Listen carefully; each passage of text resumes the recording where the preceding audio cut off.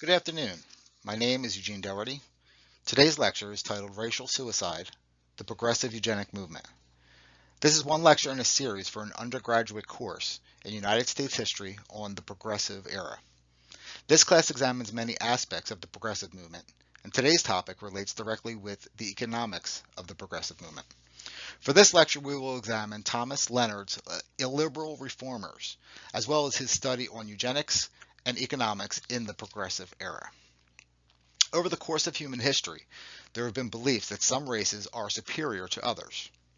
Such general beliefs turned into organized ideologies, claiming to be backed by science that will later be found to have no factual basis. It's important to keep in mind that the term race at the end of the 19th century was not confined to broad scientific divisions of the human species.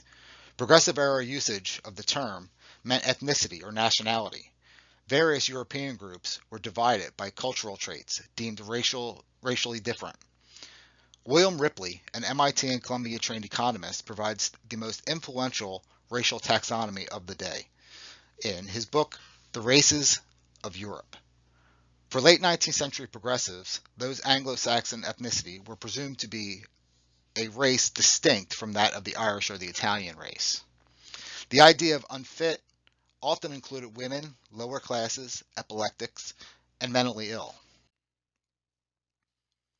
Progressive economists, while emphasizing social welfare and equality, have been scrutinized for potential impacts on population growth. The focus on individual rights can be seen as influencing demographic behaviors. During the Progressive Era, American economics was transformed. Academic economists brought about more expansive theories about the state's role in the American economy. Progressives pushed for change in government that would lead to the institution of personal income tax, the Federal Reserve, antitrust laws, food and drug regulation, and restrictions on immigration. Many states adopted stronger regulation on the workplace and set minimum wages for workers. Reform-minded economists defended exclusionary labor and immigration legislation in an effort to rid the labor force of unfit workers. Progressives believed that by removing what they termed low-wage races, they could uplift superior and more deserving workers.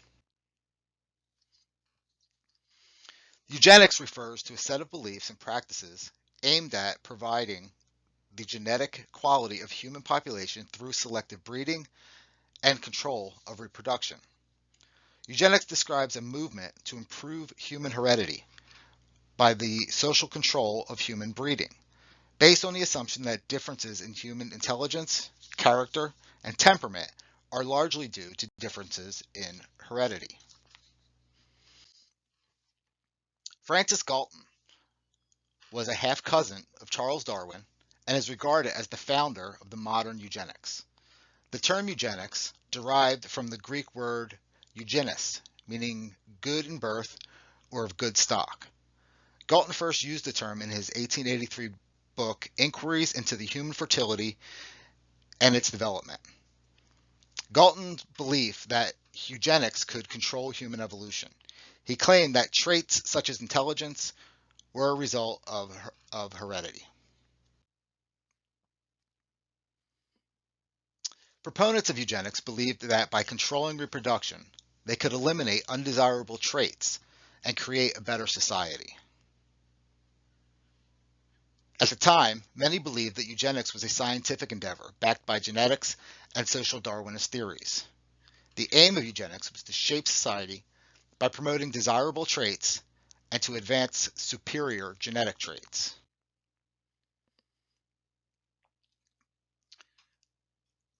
Compulsory sterilization laws were often enacted targeting individuals deemed unfit to reproduce. Immigration restrictions and immigration laws were introduced to control the entity of those considered genetically inferior or undesirable.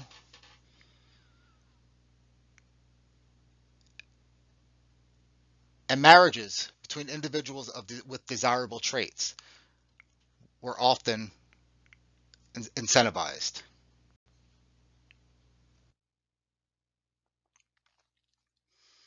Ethical concerns in eugenics Eugenics raised moral and ethical questions regarding human rights, autonomy, and discrimination. Many eugenics theories lacked solid scientific evidence and were influenced by societal prejudices and personal biases.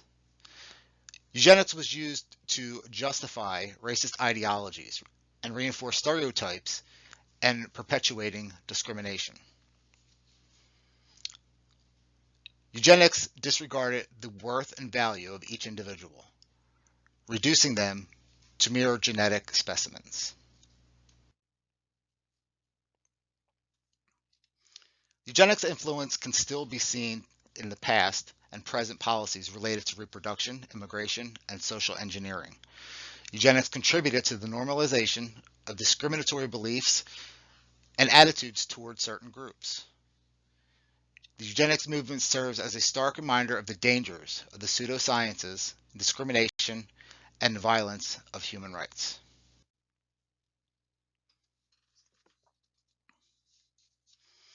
Thomas Malthus' study on population growth brought alarm to the American economist. Irving Fisher claimed that the problem of the Anglo-Saxon racial stock was that it was being overwhelmed by racially inferior delinquents. Leading progressive economists were among the first to provide scientific rationale for immigration restrictions on racial grounds. Founding members of the American Economic Association, Edward A. Ross, is attributed with introducing the term race suicide. Ross professed that the higher race would eliminate itself rather than endure individually the bitter competition it has failed to ward off by collective action. The term was repeated by progressive President Theodore Roosevelt, who in 1907 called race suicide the greatest problem of civilization. Ross's theory was that Anglo-Saxon stock was biologically well adapted to rural traditional life and less suited for urban lifestyle.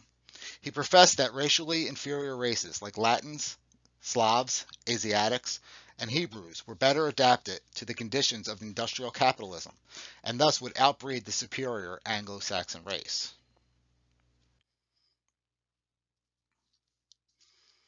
The AEA's first president, Francis A. Walker, provided a theory that race suicide theory argued that immigration limited the natural fertility of the native population. Walker proposed that Native Americans would not compete with immigrants from low-wage races and would shrink from the industrial competition thrust upon him. Both Ross, Walker, and other leading progressive economists endorsed governmental interaction and the passing of eugenic policies.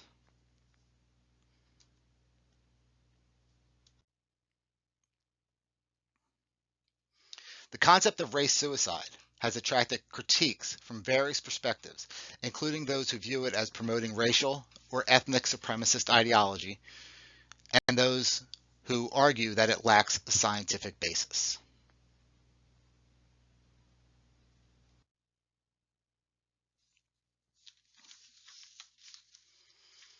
Beginning around 1908, progressive economists began to achieve many victories. Leading textbooks proposed eugenic solutions, and laws regulating working conditions began to be passed in many states. Race suicide theorists offered a model to economists advocating labor reforms, which led to the belief that binding minimum wages would cause job losses. For the progressive economist, this job loss was a benefit to American society. The minimum wage was seen as a deterrent for the employment of unemployable.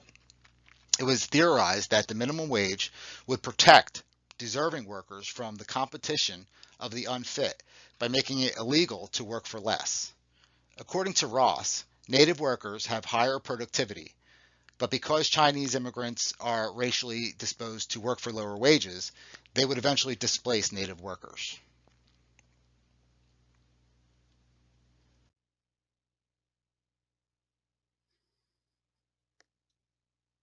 The modern reader To the modern reader, eugenics is most commonly associated with the eugenic atrocities of the German National Socialism, which eventually discredited the American eugenics policies. It is not typically a term heard associated with the progressive reform movement of the 20th century, but according to Leonard, progressive-era eugenic ideas were influential in nearly all non-Catholic Western countries. The movement attracted many reactionaries and conservatives. The appeal to progressive reformers was to the advent of a more expansive government. Progressives were drawn to eugenics by the same commitment that drew them to legislation reform in other areas of society. Leonard proclaimed that progressive opposition to laissez-faire was motivated by deep intellectual commitment regarding the relationship between social science, social scientific expertise, and right governance. They were committed to the explanatory power of scientific inquiry and the legitimacy of social control. Thank you.